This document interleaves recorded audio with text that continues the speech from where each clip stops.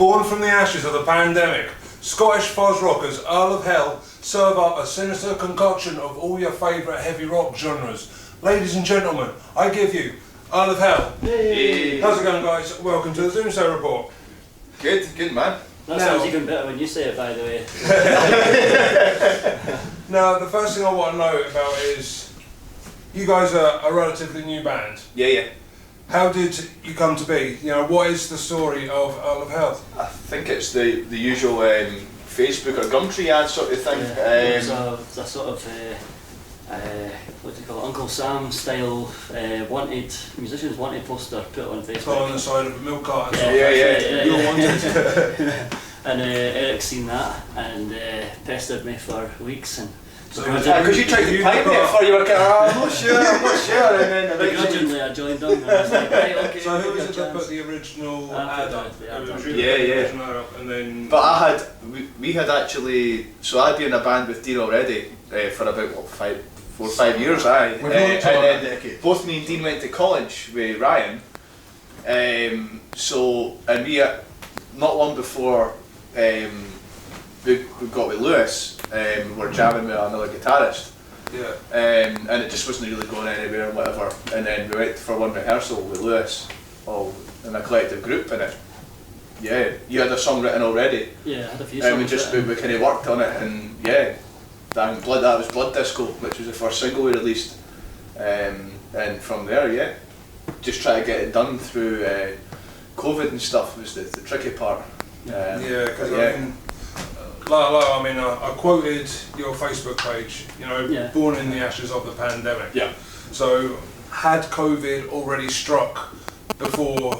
I think we officially met once in March, beginning of March, and then COVID hit. Yeah. I went on holiday and then COVID hit. And then, we got together. Just when restrictions started to ease, we managed to get together in a room, and then it just so happened that in the same place, the same studio space, they opened up a room, a practice room you could hire, for, you could rent out permanently. So we managed to get that place together, and we were all on the same wavelength and all very committed to doing nothing else. You know, we're still basically on lockdown. So just rehearsing like mad. We had all these songs, started writing songs together, and then up somewhere about, was it March or April last year, we got our first one recorded. Yeah, so since then, and during the course of the pandemic, how many recordings have you managed to get done in that time? When it was during, during the pandemic, we've just recorded an EP, but before that we've been 2 singles as well. Yeah. So, and obviously it's, the first 2 were kind of done during times where restrictions had kind of eased a bit.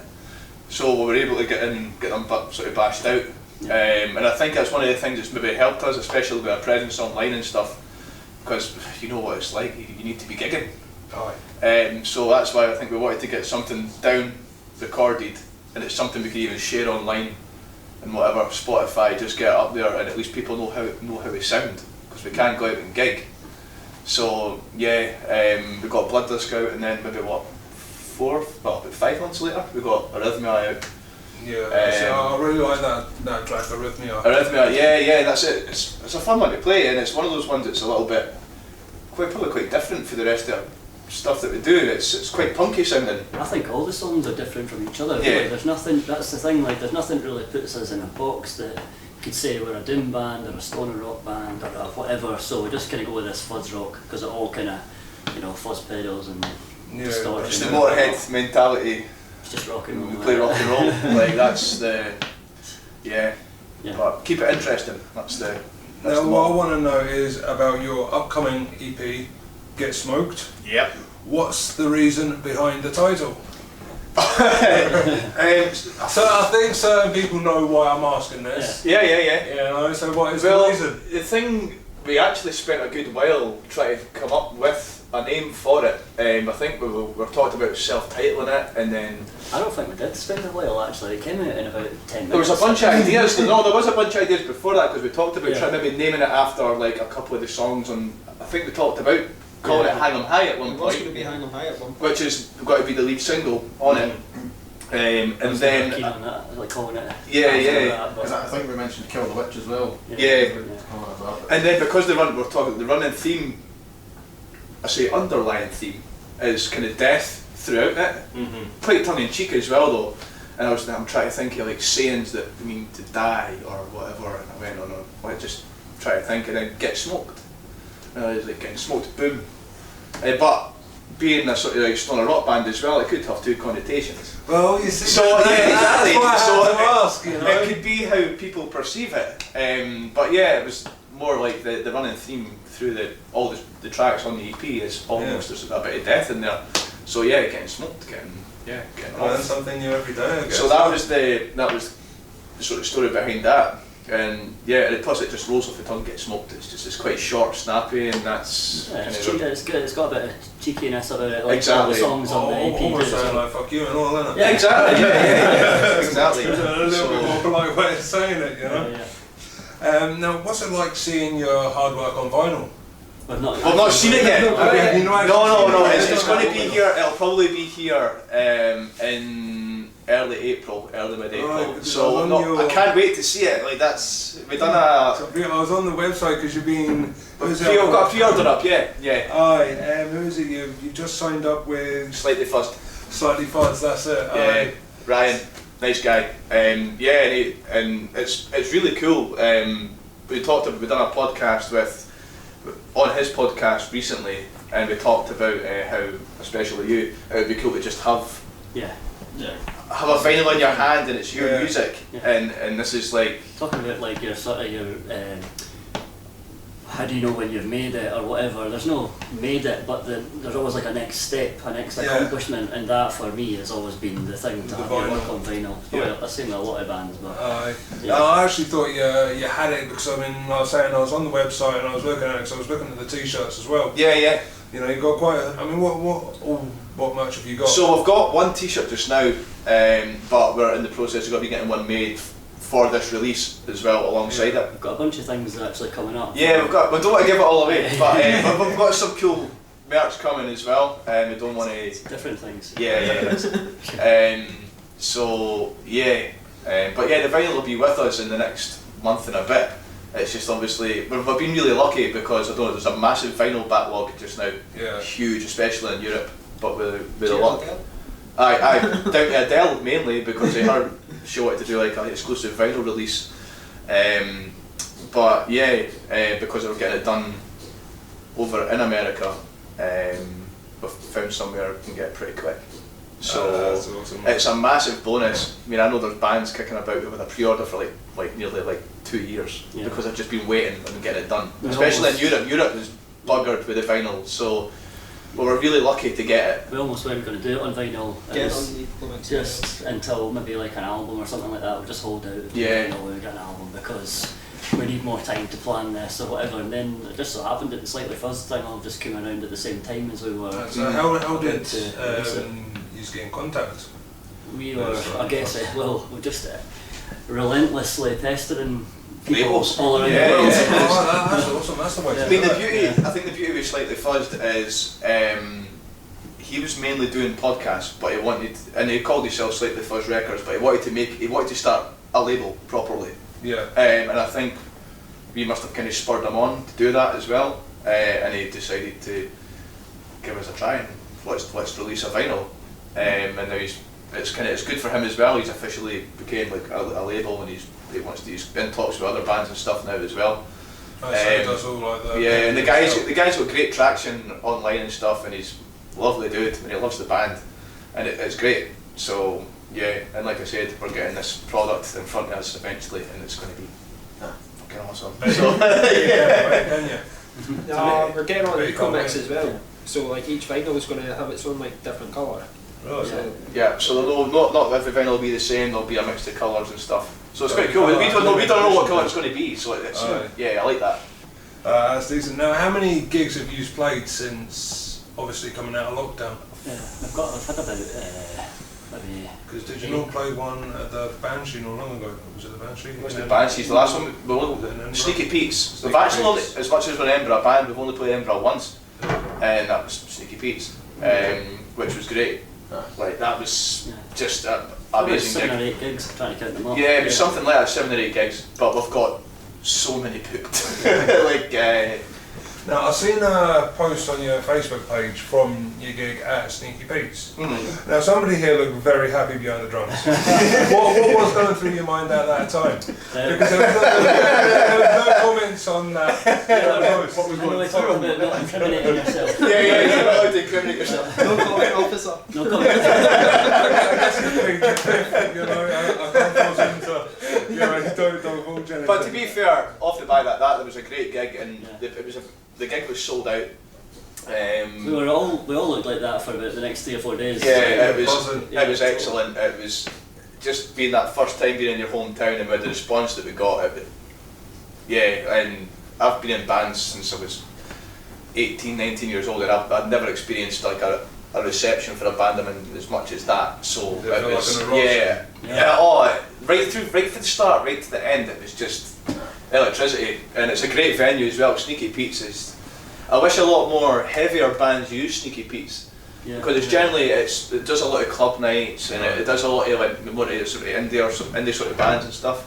But I remember like Robot Death Monkey, when they supported us, and they had never played there before, and they've been a band for like 10 years. And they were like, this is like the best venue in Edinburgh, why have we never played here before? Like it just sounds amazing. It really does. Even for you're on stage or you're at the front, it sounds clear and it sounds great and it's like. Yeah, that's what you want in a venue. Yeah, small venue. It looks great in the pictures as well. Like the photographers make it look massive. Yeah, exactly. It's really not like. That's the good part, you don't need too many people to make it look packed. Yeah. Well, I mean, I've The never capacity is seen 100, but even still getting 100 people to a gig just out of lockdown. I'm surprised we managed to pack that. Exactly, yeah. And don't get me wrong, other bands done their fair share. Like, Absolutely. Death Monkey. and again, Razor Sharp Death Blizzard. They got loads of guys up for the borders and stuff as well. So yeah, Great night. that was. Now, who did the artwork on the album? So a very talented man called Daniel O'Connell. He's I found him on Instagram, Liquid Nimbus. He goes by. Right, because that's some smart artwork. Got I some like cool that. artwork, From Down Under. Yeah. He works on the same time scale as Dean actually. This year. Exactly. Yeah. Wakes up about 9 o'clock at night, you know. I'm the same. But yeah, no, just great guy, really easy to work with. But yeah, and he's always kind of contacting us at that time, that peak point where everyone's kind of at their most awake, 9 o'clock at night. So. Alright. Now, what gigs have you got coming up, and what are the plans for the year? Oh jeez. I suppose notable gigs we've got next month. We're supporting Weedpecker in Edinburgh and in Manchester. They're the next sort of bigger ones. But I think calendar-wise now, I think we're sitting at maybe 12 or 13 gigs just now, but we've got 2 next weekend as well down south. We're playing Rotherham and Southport. Southport, not Southend. Yeah, not Southend, we're not running that far down to Southport. Because when I first told you, you're like, I've got a gig in Southport, you're like, I'm not going to make it there. So, where are they? What Southport is near Blackpool, Southend's away down the bottom. Yeah. And then Rotherham's obviously, that's round about, that's under Sheffield, down that way. Still in the Midlands. So There's details, we'll get it. yeah, and obviously we've got an EP tour planned as well. Alright. So Can you give much details on that? I can. I've not put I think an English dates we've got pretty much set in stone. Yeah. Scottish dates are still kind of being fiddled with. But we've got London in there, we've got Birmingham in there, whatever. We've got it's not announced, but I don't mind. It'll be getting announced soon anyway. London, Birmingham, Wakefield. There's Nottingham. That's a bit later in the year. And there'll be Scottish dates as well. Colville, which is a real place. Colville. Colville Metal Meeting, it's a wee festival we've got in as well. Then See, I grew up in a village near village called Western Colville. Oh, okay. In Suffolk. Right, I know this is down by Derby, it's around that area. Oh no, I'm It's near where they have Download Festival. Yeah, And it's the that's same Derby. weekend that Download's on. Oh no, it's not down, it's the same weekend as Bloodstock. Bloodstock, right, okay. Well, that's the Nottingham gig, it's the same Mika's Bloodstock. Alright, okay. I just knew there was one that's near. There's that many gigs. So you can think it with Bloodstock. Yeah. We're just No offence. Before everybody can come and see us. Yeah. Before we came, we're actually just talking. It's like I've got this app, and we can all be on it, and it tells us when we're playing, so we don't have to be messaging when's this. So they're perfect example. There we go. We don't know when we're playing. We'll use this app. Alright, now what are your favourite tracks to play off of the EP? Yours is I Am the Chill. Yeah. It always has been, since we wrote it. Yeah. It was it was like the first song that that came from a jam between myself and Ryan. Yeah. And I just loved it since then. It's kind of very desert rock sounding, kind of Kairos inspired. And, Yeah. Very groovy. Very groovy. Yeah, you like the fast ones, Explode.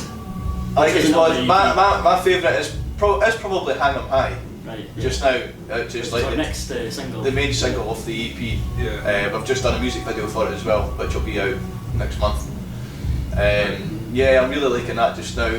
I really like when we do Kill the Witch, which is the last EP, the last song of the EP with Yeah. our friend Sonia, and she does this ancient Galician witch spell in the middle, Alright. which is pretty. Sounds evil. Oh, when you see Yeah. that was an experience live, and I reckon when people hear that, they're going to shit themselves. It's like Gladriel, Lord of the Rings level, like Spooky. meant spooky. Took the fears Yeah. off it, Awesome.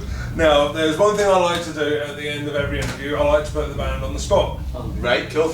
Right? And Ready. that's, Ready. I want you to look into the camera Yes. and tell everybody watching this why they should come and see you live and why they should purchase your merchandise.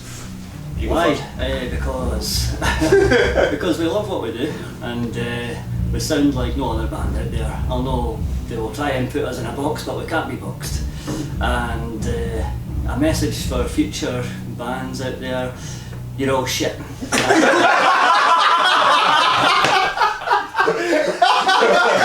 Well, what can I say? I think that's the best time that's ever been said. It doesn't mean that. You know the best We will part? always beat you. This hypocrite Gaffer was just telling me the other day there how we need to stop being so big-headed. And then he comes out and says shit like this. I was sitting there, I was like, he's doing alright here, he's doing alright. What the fuck did you say? Brilliant. No, we're a very humble band, we don't think other bands are shit at all, but that was great, well done. Well, I think you can see by the laughter they don't take themselves too seriously. Definitely not. Or do they? Aye. Anyway, this has been fantastic, guys. Thank you for taking the time to Thanks for chat having with me. I've been Esteban, this has been Earl of Hell, and this has been the Doomsday Report. Keep it metal. Thank God. I'd like to dedicate this next song to Prince Andrew. This is Parasite.